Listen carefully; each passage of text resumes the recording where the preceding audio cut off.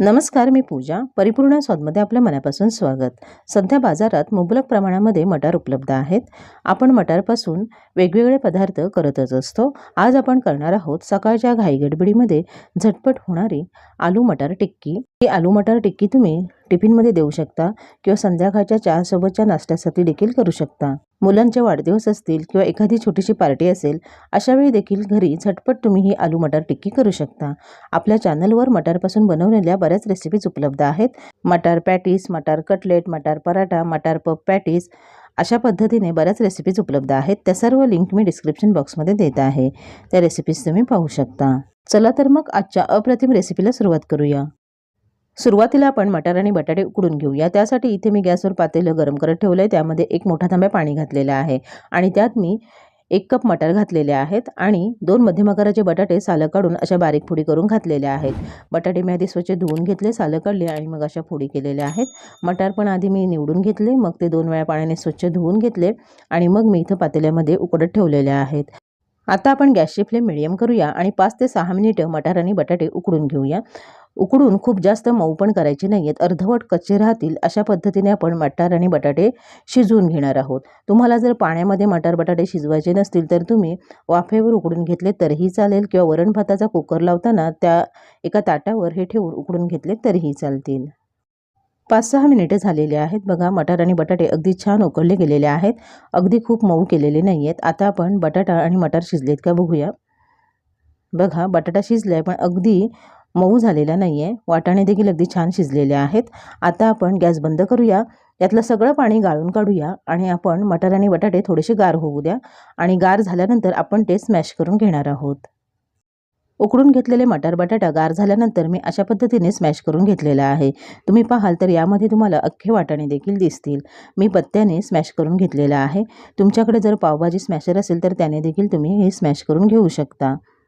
आपल्याला हे मटार बटाट्याचं असं मिश्रण तयार करून घ्यायचं आहे. यामध्ये आता आपण बाकी मसाले घालूया.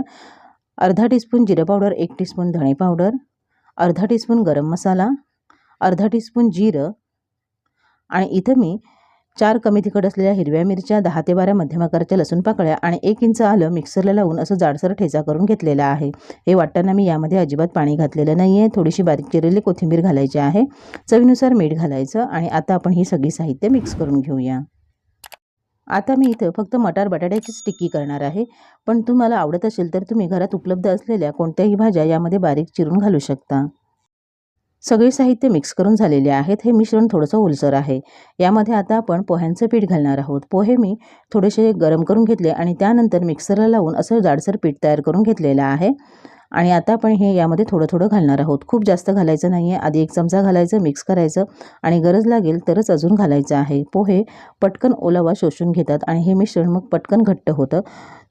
तुम्ही ब्रेड क्रम्स देखील वापरू शकता, पण पोह्यांचं पीठ घालणं हेल्दी आहे म्हणून मी पोह्यांचं पीठ घातलेलं आहे. आता आपण हे पीठ मिक्स करून घेऊया आणि गरज लागलीच तर अजून एखादा टेबलस्पून यामध्ये पीठ घालूया. हे मिश्रण अजून थोडंसं ओलसर वाटतंय म्हणून यामध्ये मी अजून 1 टेबलस्पून पोह्यांचं पीठ घातलेलं आहे. पुन्हा हे एक वेळ मिक्स करून घेऊया. पोह्यांचं पीठ तुम्ही बटाटा किती घ्याल किंवा बटाटे कमी जास्त शिजवाल त्यानुसार तुम्हाला कमी अधिक लागू शकतं. आता आपण हे पीठ मिक्स करून घेऊया. बघा, फक्त 2 ते 2.5 टेबलस्पून पोह्यांचं पीठ लागलेलं आहे. जर तुम्ही ब्रेड क्रम्स घालाल तर यापेक्षा जास्ती घालावे लागतील. आता आपलं टिक्कीचं मिश्रण तयार आहे. आधी हात स्वच्छ करूया आणि मग टिक्की करून घेऊया. आता आपण आलू मटार टिक्की करून घेऊया. त्याआधी हाताला तेल लावून घ्यायचं म्हणजे मिश्रण हाताला चिकटणार नाही.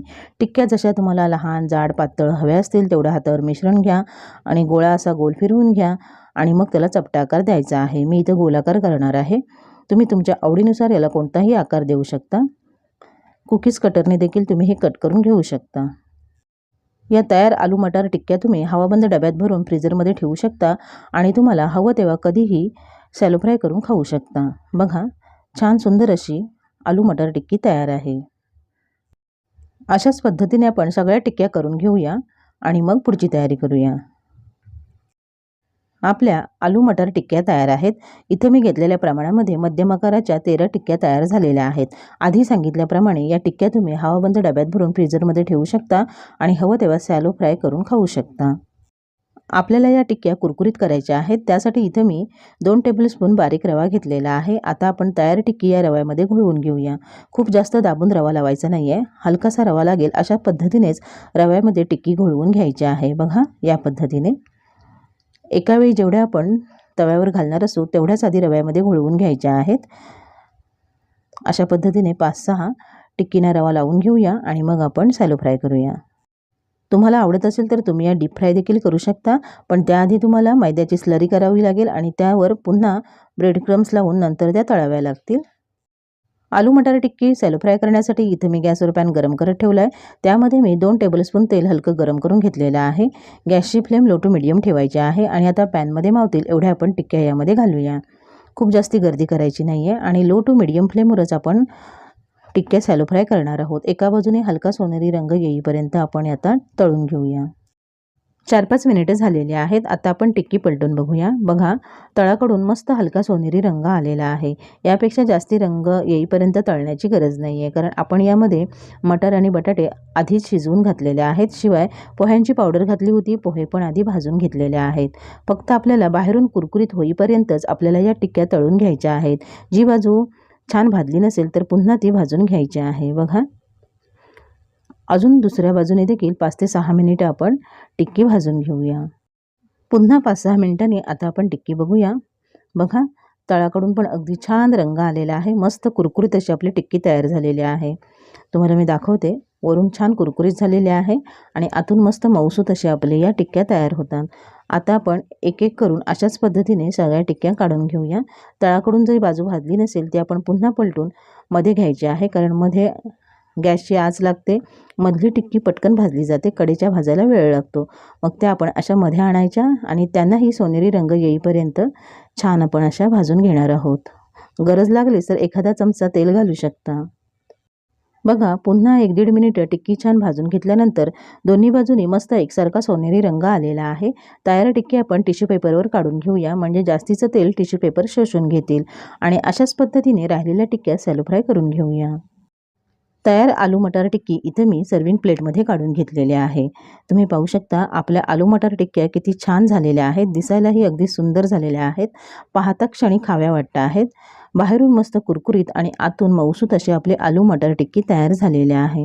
तुमच्या मुलांचे जर वाढदिवस असतील किंवा तुमच्या घरात एखादी लहानशी पार्टी असेल, अशावेळी तुम्ही या आलू मटार टिक्क्या करू शकता. झटपट होण्यासाठी आधी टिक्क्या तयार करून फ्रीजरमध्ये ठेवू शकता आणि आयत्या वेळी तळू शकता. अशाच पद्धतीने या आलू मटार टिक्क्या तुम्ही घरी करून बघा. तुम्हाला आवडल्या तर तुमच्या प्रतिक्रिया मला कमेंट बॉक्समध्ये अवश्य कळवा. माझ्या अशाच नवनवीन रेसिपीजसाठी परिपूर्ण स्वादला सबस्क्राईब करा.